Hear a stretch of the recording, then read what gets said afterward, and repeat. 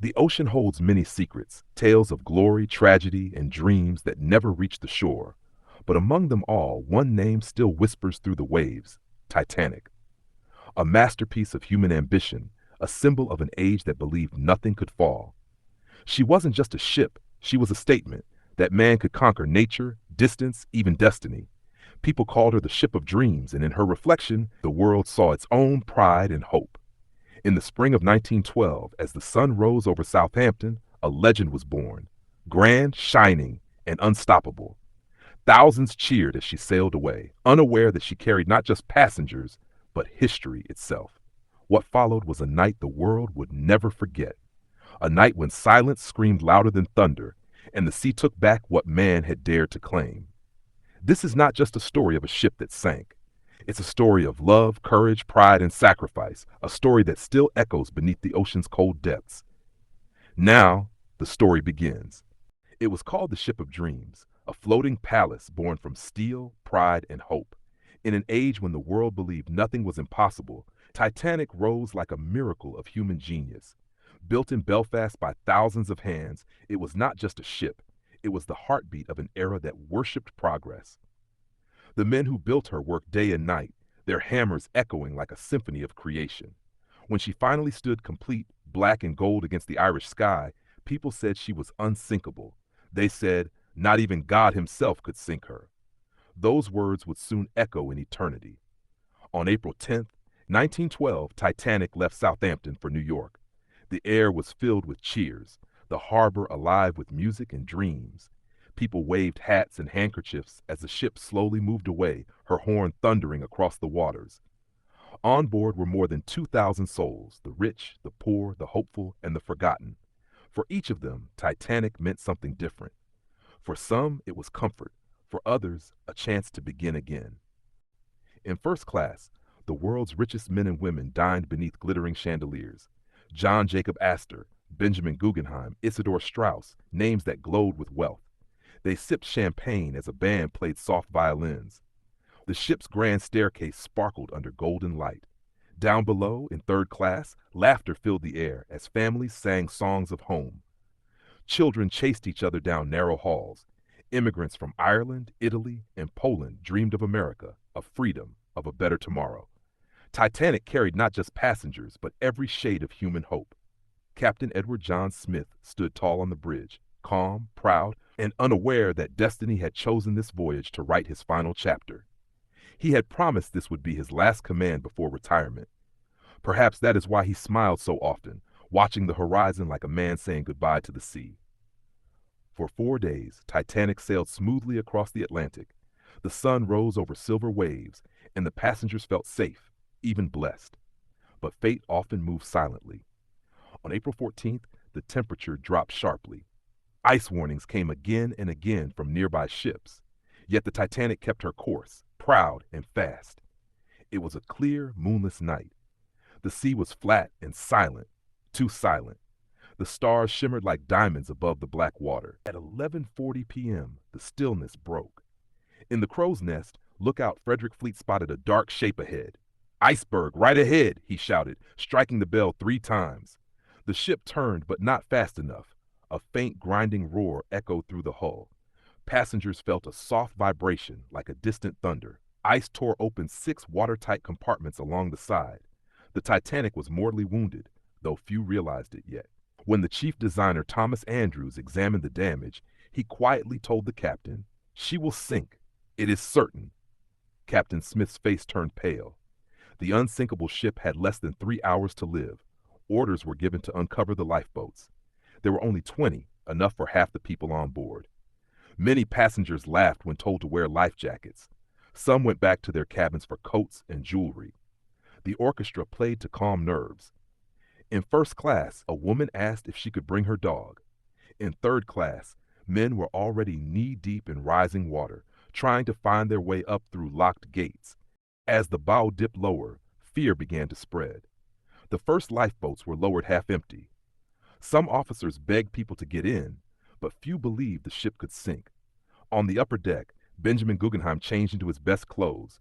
"We are dressed in our finest," he said softly, "and prepared to go down like gentlemen." Nearby, Isidore and Ida Strauss stood together. When told there was space for Ida in a lifeboat, she shook her head. "We have lived together for many years." She said, "Where you go, I go." She wrapped her arm around her husband as the sea crept closer. Below deck, a young Irish mother held her children close. The water was already at her knees.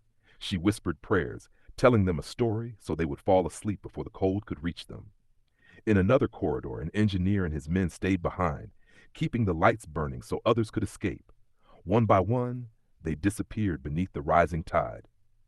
On the bridge, Captain Smith walked silently, his beard glistening with frost. He knew his duty was to stay with the ship. When a young steward asked for orders, he simply said, "It's every man for himself now." Those were his last known words. At 12:45 a.m., lifeboat after lifeboat drifted away into the freezing dark. From them, passengers looked back in horror. The Titanic's great hull tilted like a wounded giant. Music still played, "Nearer, My God, to Thee," drifting over the Black Sea. Men kissed their wives goodbye. Fathers lifted their children into lifeboats and stepped back. One young man gave his coat to a stranger, saying, "You'll need it more than I will." In the wireless room, Jack Phillips kept sending SOS signals, even as the water reached his feet. "God bless you, boy," his partner whispered. Jack nodded and kept tapping until the power failed. At 2:10 a.m., the Titanic's lights flickered and died. A deep roar followed, the sound of steel breaking. The ship's stern rose high into the starlit sky, propellers gleaming for one last moment. Then came the final scream of metal as the ship split in two. Hundreds were thrown into the freezing water. The ocean, calm for hours, now boiled with chaos. People cried out for loved ones, for help, for God. Within minutes, the voices began to fade. The temperature was so cold that death came quickly, silently. The sea swallowed them all. In the lifeboats, survivors sat in horror, surrounded by darkness and screams that slowly disappeared. Some begged to turn back, but the officers feared being swamped. Only one boat returned, pulling a few half-frozen souls from the water. Most were already gone. By 2:20 a.m., the great Titanic was gone too. The ocean that had once carried dreams now held over 1,500 souls. At 4 a.m., the rescue ship Carpathia appeared through the mist, drawn by the faint glow of flares. Survivors were lifted aboard, trembling, their faces blank with shock.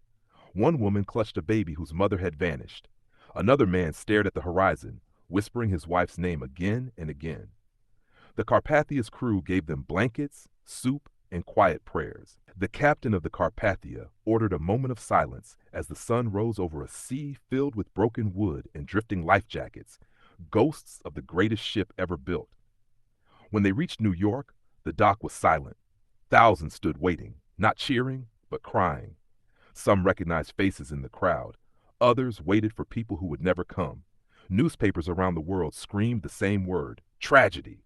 The ship of dreams had become a grave of steel and silence. Mankind had built a wonder and lost its soul to the sea. In the days that followed, stories of bravery began to surface. The musicians who played until the end so others could stay calm. The firemen and engineers who kept the lights running while the water rose around them. The mothers who refused safety without their children. The men who gave up their seats so that strangers might live. Even as the ship sank, humanity shone brighter than ever. Investigations followed and the truth came out. Ignored warnings, missing binoculars, not enough lifeboats. The Titanic had carried human pride, and pride had drowned first. But out of that loss came change. Every ship from then on carried enough lifeboats for all. Wireless radios never slept again. Safety at sea was rewritten in the memory of those who never returned. For 73 years, Titanic lay lost in darkness until 1985, when explorers finally found her 2.5 miles below the ocean's surface. Cameras revealed her broken bow, her rusted railings, her silent decks.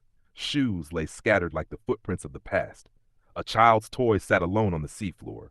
The ship still looked proud, even in death, her name faintly visible beneath layers of rust, her spirit untouched by time. As light from the submarine swept over her remains, it felt as if she was sleeping, still carrying the echoes of laughter, music, and tears. Today, more than a century later, Titanic's story still moves hearts around the world. It is not only the story of a ship that sank, but of people who showed love and courage when faced with death. It reminds us that progress without humility is fragile, that pride without compassion is hollow. The ocean may have claimed their bodies, but not their humanity.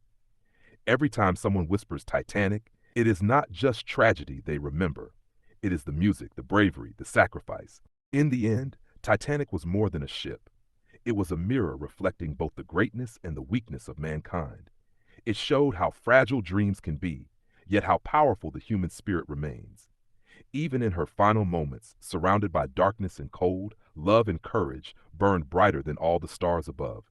And so the Titanic still sails, not through the sea, but through the hearts of all who remember. A ship built of steel, carried by hope and immortalized by sacrifice.